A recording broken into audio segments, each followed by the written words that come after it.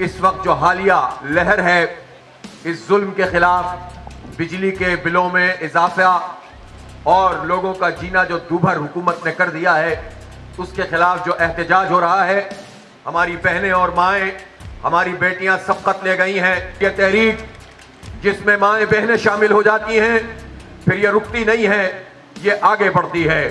मुझे यकीन है कि आने वाले दिनों में जो हमने अपना लाए अमल तय किया है, उस लाए अमल में भी आप भरपूर तरीके से शिरकत करेंगी और अनकरीब जो हम एक बड़े धरने का ऐलान करने वाले हैं, मैं आपसे पूछना चाहता हूं कि आप उस धरने में भी शरीक होंगे इंशाअल्लाह। इन बहनों का जज्बा है, ये सब लोग जो है इंशाअल्लाह जब मिलकर जिद्दोजहद करेंगे तो हमारे हुक्मरानों को घुटने टेकने पड़ेंगे। हम वार्न कर रहे हैं हुक्मरानों को कि नविश्ता दीवार पढ़ लें, देख लें कि लोग अब घर बैठने के लिए तैयार नहीं हैं। जब माओ बहनों की जिद्दोजहद भी सड़कों पर आ जाती है तो फिर उसके बाद फिर ये जिद्दोजहद खत्म नहीं होती है।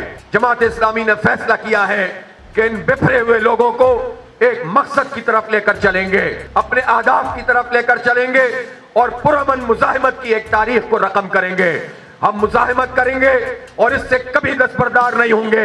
हम हड़ताल भी करेंगे तो वो पुरअमन होगी, हम एहतजाज भी करेंगे तो वो पुरअमन होगा, हम धरना भी करेंगे तो वो पुरअमन होगा। मैदान में निकलो, मुजाहिमत करो, जद्दोजहद करो, डटकर खड़े हो जाओ इनके खिलाफ। इंशाअल्लाह इनको शिकस्त से दो चार करेंगे हम। ये थोड़ा सा तबका है, अवाम ज्यादा है। मसला अवाम का यह है कि वो लीडरशिप की तलाश में होती हैं। वो देखते हैं कि हम जिसके पीछे चलते हैं वो तो टूट जाता है, वो तो बिखर जाता है।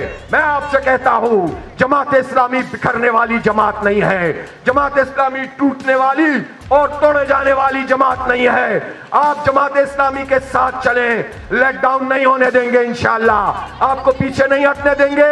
आपसे कदम नहीं, आगे हम होंगे, पीछे हमारे अवाम होंगे। तो इनको हक देना पड़ेगा, इनको हमारा हक देना पड़ेगा। हमें खैरात नहीं चाहिए, हमें हमारा हक चाहिए और इस हक के लिए यह माँ बहनें इकट्ठी हैं, मेरी बेटियां यहाँ पर इकट्ठी हैं। इसलिए बिजली की कीमतों में कमी की जाए, इन नाजायज टैक्सों को खत्म किया जाए, नाजायज लोड शेडिंग खत्म की जाए और अवाम को रिलीफ फराहम किया जाए। इंशाअल्लाह हड़तालें भी होंगी, धरने भी होंगे और ये तहरीक अब अपने पीक पर जाएगी। अब रिलीफ देने के अलावा कोई तुम्हारे पास ऑप्शन नहीं है। काकर साहब सुन लीजिए, कोई ऑप्शन नहीं है, या रिलीफ दो या आप बिखर जाओ।